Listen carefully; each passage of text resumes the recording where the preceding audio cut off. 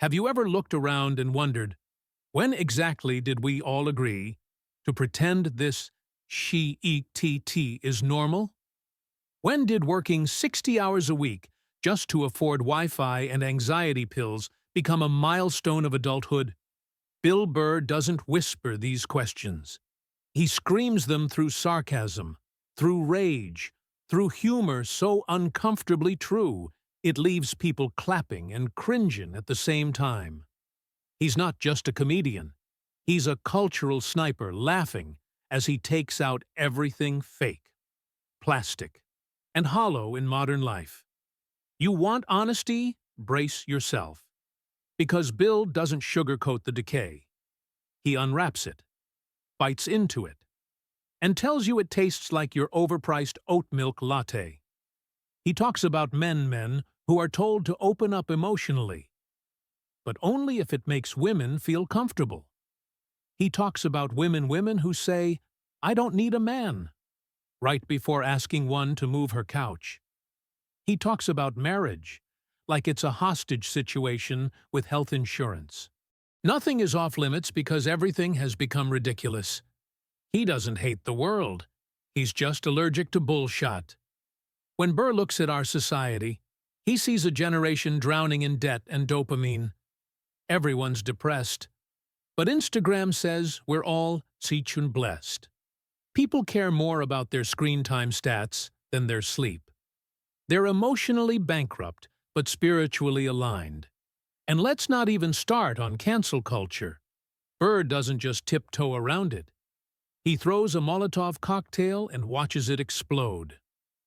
Let's talk about modern dating, aka two people pretending not to care, while silently stalking each other's online activity like emotionally damaged FBI agents. Burr tears it down. He says dating used to be about connection. Now it's about optics, algorithms, and swiping past human beings like expired groceries. Everyone wants honesty, he says. Until they get it, then suddenly you're toxic for not liking astrology. And don't get him started on gender roles. Society keeps saying equality, but what it really means is men shut up. Women win the argument. And everyone pretends that's progress. Burr jokes about how men are supposed to be strong and silent while also crying on cue and being emotionally available at all times, just not too available. We want vulnerability, they say, until you actually show it. Then it's EW, not like that. He doesn't just say the things we're thinking. He says the things we're terrified to admit, even to ourselves. Like how technology hasn't made us smarter, just lazier. Like how most influencers couldn't influence a plant to grow. But somehow, they're shaping how millions think.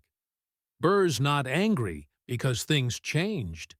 He's angry because we act like this garbage is evolution. And in true Burr fashion, he reminds us that outrage is currency now. People aren't mad because they care. They're mad because it gives them purpose. Offended good. That means you're still alive. But maybe, just maybe, you're offended for all the wrong reasons. And then there's the cult of self-care. Burr mocks it ruthlessly. You know what self-care used to be? He says, a six-pack, some silence, and shutting the hell up. Now it's bath bombs, spiritual retreats, and grown adults talking about protecting their energy like they're Marvel superheroes. He rants. We've turned narcissism into a lifestyle brand. Everyone's the main character in a movie no one asked to watch. But he doesn't let men off the hook either. We pretend we're logical. He scoffs. But we'll destroy a 10-year friendship over a fantasy football trade. Burr exposes how men bottle things up, act like emotions are contagious, and then randomly explode at airport kiosks over carry-on fees. And society either mocks it or pathologizes it. But he digs deeper. You raise boys to man up. Then wonder why they don't talk about their depression Let's talk about modern masculinity. Burr rips through it like a chainsaw through butter. He says men are stuck in this bizarre limbo, expected to be stoic, yet vulnerable. Providers, but not controlling. Funny, but not offensive. Passionate, but not intense. You gotta be Jason Momoa and Mr. Rogers at the same time. And, if you mess up once, congrats, you're trending on Twitter with a hashtag you don't even understand. What's really wild is that people nod along like this makes sense. That's Burr's genius. He shows us how insane our normal is. How society keeps raising expectations while lowering the reward. How you can be kind, broke, overworked, and still be told, "You're not doing enough." He asks, "What's the prize for surviving this madness?" A podcast, a burnout badge, and through the sarcasm, through the fury. Burr is asking a very real question. Are we actually living, or just performing? Bill Burr doesn't just question modern life. He pulverizes it. Then makes you laugh while sweeping up the emotional debris. And nothing escapes his radar. Let's take influencer culture. Burr's take, you're not influencing anyone. You're taking selfies in good lighting and calling it a career. He calls out the absurdity of adults spending their days reviewing products they didn't buy, living lives they can't afford, chasing likes they won't remember. But deeper than that, he points to the spiritual starvation underneath it. We're replacing connection with validation, and it's bankrupting us emotionally. He roasts how people say, "Do it for the gram," with more sincerity than they say, "I love you." There's a reason his jokes land like punches, they hurt, because they're true. Then comes the takedown of cancel culture. Burr doesn't defend jerks. He calls them out. But he also questions a world where mistakes are unforgivable and apologies are performative. You want progress, he asks. Then stop treating people like they're apps. You don't just uninstall them. He highlights how we've turned morality into a scoreboard and outrage into a dopamine hit. It's not about justice anymore. It's about power dressed in virtue. He doesn't side with the left or the right. He sides with common sense. And common sense, in today's world, sounds like heresy. He laughs. You can't even say, "Good morning," without someone asking what you meant by it. We've replaced curiosity with suspicion. And yet, beneath the sarcasm, you feel the ache of someone who wants the world to be better, but doesn't see how yelling at each other on social media is getting us there. Burr makes you laugh, then leaves you staring into your phone wondering, wait, am I part of the problem? And now, let's talk about men. Not in the way Twitter does, not in the way think pieces do, but in the way Bill Burr does cutting. Brutal. Hilarious. Men are told to open up, be vulnerable, cry, and then we get mocked for being soft. What the hell do you people want? That line alone earns him standing ovations. Because it's real, it's messy, and no one wants to admit it. Burr unpacks the confusion of masculinity in 2025 with the sharpness of a scalpel. We raised a generation of boys telling them real men don't cry, and then blamed them when they exploded at 40.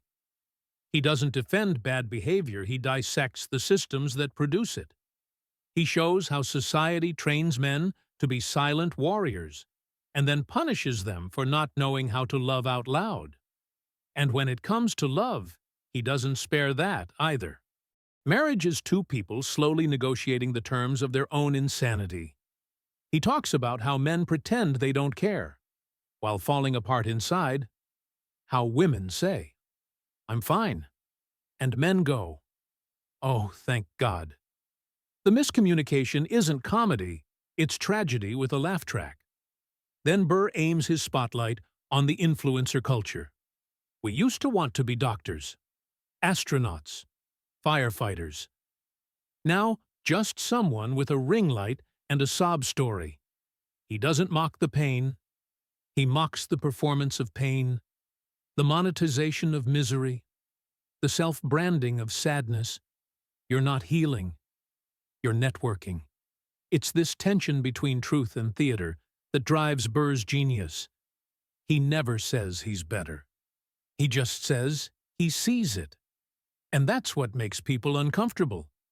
Because being seen is scary, especially when what's reflected is a clown mask on a crying face. And here's the part that no one likes to hear. Most of us are full of shh. That's not a punchline. That's a diagnosis. Burr doesn't attack individuals. He attacks the performance of virtue. He mocks the guy who claims he's all about mental health, but ghosts his friend who's actually depressed. He laughs at the woman who posts, "Normalize therapy," then shames her boyfriend for crying. It's not hypocrisy. It's theater. A society acting noble while bleeding behind the curtain. In one of his most biting bits, Burr says, "We're all trying to out-woke each other while screaming into our phones in traffic."